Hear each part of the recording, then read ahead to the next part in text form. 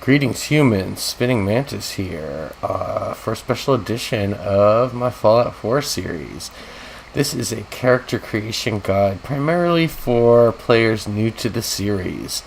So basically, this is going to be a high charisma intelligence build that is going to give you lots of dialogue options and get you lots of XP. This is going to be a ranged character, a gun shooter, not a melee character. So if you want to make a character that's going to use a lot of swords and clubs and like rocket launchers even, this is not the build for this. I've always built low strength characters in Fallout who are gun users and not melee characters. In Fallout 4, I think it's even easier to build a low strength character because you have all these settlements. And you can just stow your stuff, fast travel to your settlement, stow your stuff there, and then go back and loot some more. There's also plenty of options for carrying stuff in the game. Your companions, your standard companions, carry 150 pounds worth of stuff.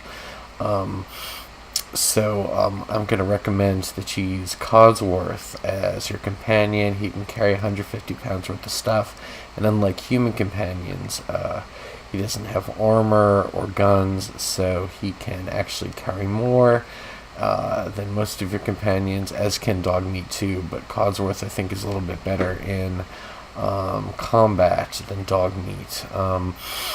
And then later in the game, there's a super mutant that you can have as a companion who can carry a lot more, and there's another person that you can have who has power armor on.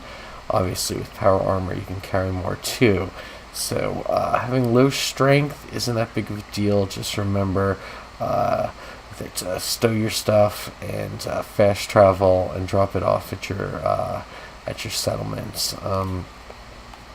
That said, I am only going to put 1 point into strength for a total of 2. In the strength tree, there's not a lot of stuff you need. The one thing you need in the strength tree is armor, which is going to allow you to mod your armor. You're going to be able to easily reach strength 3 with this build and get to armor with clothing that you find very early in the game. Gives you +1 strength while you're wearing it, and also there will be a bobblehead that will give you +1 strength. For perception, we're going to start with 3.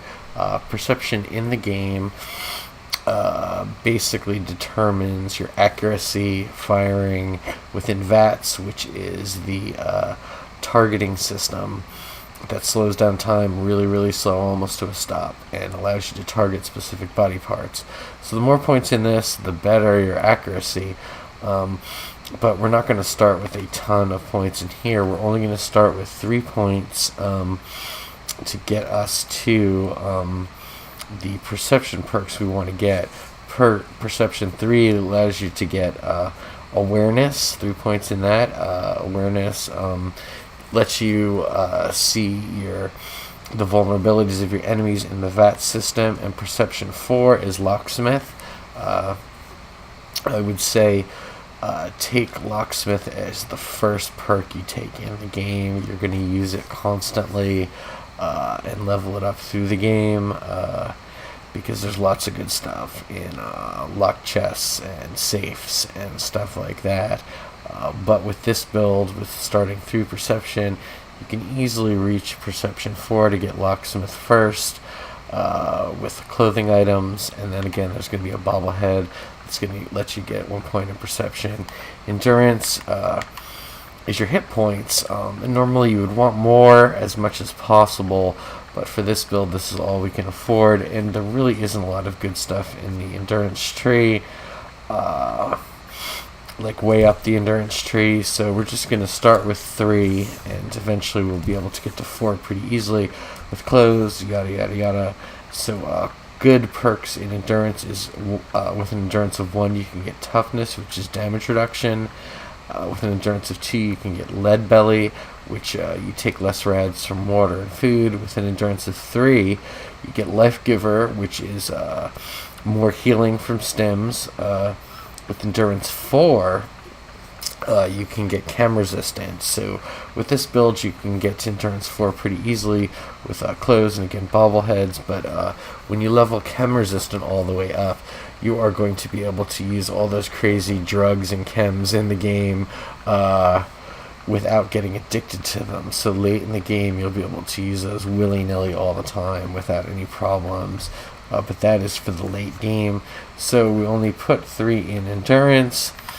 Then, like I said, this is a high charisma build, so we're going to start with 7 charisma. That's going to let us get to the max rank in charisma during the game pretty easily. And there's lots of good stuff in the charisma's tree that you really, really want. So the main thing charisma influences is your dialogue options, having a lot of dialogue options. I would suggest that as soon as you find one of the items in the game that gives you +1 or +2 charisma while you wear it, I would keep that equipped most of the time, because you are going to be going in a lot of dialogue and stuff like that. So high charisma is always good in Fallout. Definitely always good. So good things in the charisma tree as far as perks go. One is Cap Collector. I think that's the one that you buy and sell at a better rate with vendors.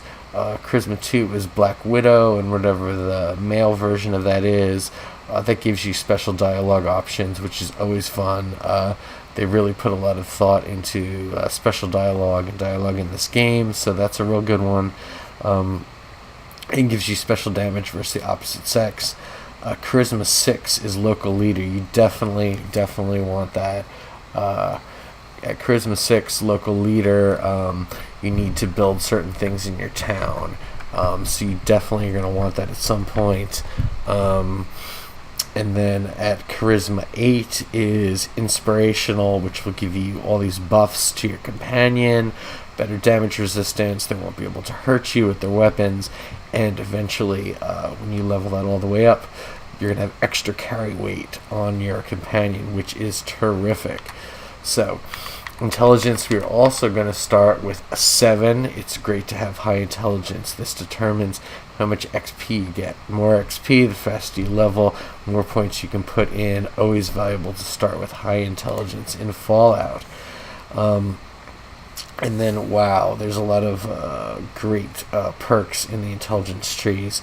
So intelligence 1 is Vans, which will add better waypoints to your VATs and your minimap and stuff. Intelligence 2 is Medic, which will increase the amount your stims heal you. Intelligence 3 is Gun Nut, which you're definitely going to want pretty soon, so you can mod your guns with cool improvements, as well as gives you bonus damage with guns. Intelligence 4 is Hacker. You probably want that second perk in the game if you can get it, is Hacker, because you want to be able to hack terminals. It is a big deal. You'll have to do it a lot in the game. That really helps. Intelligence 5 is Scrapper. If you're interested at all in any of the trade skill stuff, building guns, weapons, building up your town, Scrapper gives you a better chance to get rare materials when you're breaking down junk. So that is super, super helpful to have. And then at Intelligence 6, you're eventually going to need Science. To build advanced weapons, advanced things in your town, so it's important to be able to get to 6 intelligence for Science. You've got that straight from the get-go. Agility, we're going to put to 3. Agility is the number of action points you have. It would be great if this was higher, just like it would be great if you could have more hit points with higher endurance, but for this build, 3 agility is what we're starting with, and that is going to allow us to reach all the skills we want to. Agility 2 is Commando, which I think gives you bonus to automatic weapons. That's good. But at some point in the game, you're going to be able to get to Agility 5, which is Action Boy. Action Boy is really good. It just really speeds up how fast your action points recharge. So with this build, with the starting agility of 3, you're going to be able to get a bobblehead to get to agility 4. And then early in the game, you're going to find a book called Your Special. when you open the book, you're going to be able to put 1 point into anything you want. I'd say put it in agility. It'll give you more action points. It'll get you closer to that agility 5 requirement for the action boy perk. And you will find this book your special. Once you emerge into the wasteland, you go to your old house, look under the crib, and your special book is there. Lastly, we're going to put our remaining points into luck for a total of 3. Some cool things in the luck tree too, and we're going to be able to reach them all pretty much immediately with this build, with a total of 3 luck is the Bloody Mess perk, which also is really valuable because it gives you bonus to combat all across the board, as well as cool finishing death animations for your enemies. So Bloody Mess is a cool one to have with 3 luck. Luck 2, Scrounger, is actually really good to have because ammo is pretty rare in the game. You're going to run low on ammo, so Luck 2 Scrounger gives you more ammo when you loot, which is always nice to have. And then finally, Luck 4, the Mysterious Stranger. That's fun to have. I would suggest taking 1 point in Mysterious Stranger fairly early on. When you're in the VATS system, the Mysterious Stranger will just appear and basically one-shot your enemy. Incredibly powerful boss enemies and stuff like that. He will just show up at close range and point blank shoot them and pretty much win the fight for you. So that is a great little thing to happen to help you out when things get tough early on in the game. I hope that this helped you guys out with an idea of how to start your character. This should help you have a great full experience. You should be able to do all of the things in the game you want with this build fairly early, straight from the beginning. So if this was helpful to you and you want to see more, please like this video, subscribe to the channel, and I will catch you next time with some more tips for new Fallout 4 players. Thanks so much for joining me. Spinning Mantis out.